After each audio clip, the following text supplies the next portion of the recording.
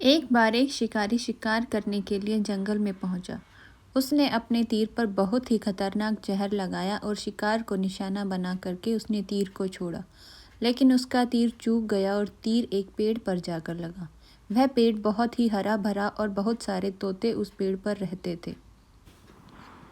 जैसे ही वह जहरीला तीर उस पेड़ पर जाकर लगा, वह पेड़ धीरे धीरे सूखने लगा और उस पेड़ पर जो भी तोते रहते थे वह एक एक करके उस पेड़ को छोड़कर जाने लगे। उस बड़े से पेड़ के कोटर में एक बहुत ही बूढ़ा तोता रहता था, जो बहुत ही धर्मात्मा और अच्छे दिल का था।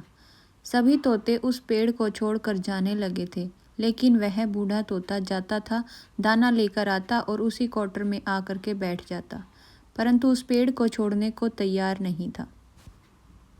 बूढ़े तोते के साथियों ने कई बार आकर के उसे समझाया कि यह पेड़ सूख रहा है और किसी दिन गिर भी जाएगा, चलो किसी और पेड़ पर चलकर रहा जाए, परंतु वह बूढ़ा तोता वहां से जाने को तैयार नहीं हो रहा था।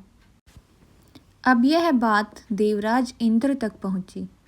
उन्हें बताया गया कि एक तोता है, वह जिस पेड़ पर रहता है उस पेड़ पर एक जहरीला तीर लगने के कारण सूखने, गिरने और ख़त्म होने के कगार पर आ पहुंचा है, और एक बूढ़ा तोता अभी भी वहीं पर रह रहा है। वह दाना लेकर आता है और वहीं पर रहता है, जबकि सब उसे जंगल में छोड़कर जा चुके हैं। देवराज इंद्र प्रकट हुए और उस बूढ़े तोते से कहने लगे कि आप बहुत ही धर्मात्मा हैं, बहुत ही अच्छे मन के हैं, लेकिन आप इस पेड़ को छोड़कर किसी और पेड़ पर चले जाइए, क्योंकि यह पेड़ कुछ ही दिनों में गिर जाएगा।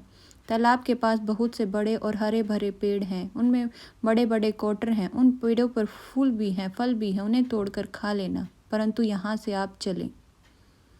तोता बोला, माफ़ कीजिए, इस पेड़ ने मुझे जीवन दिया है, शिकारियों से मेरी रक्षा की है, हर मौसम में मेरे साथ रहा है।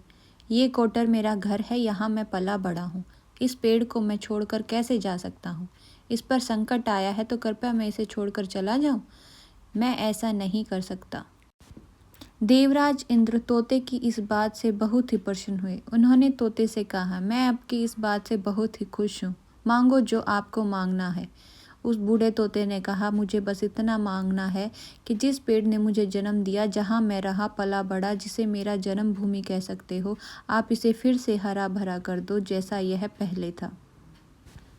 देवराज इंद्र ने अमृत से उस पेड़ को सींच दिया और पहले की तरह हरा भरा कर दिया।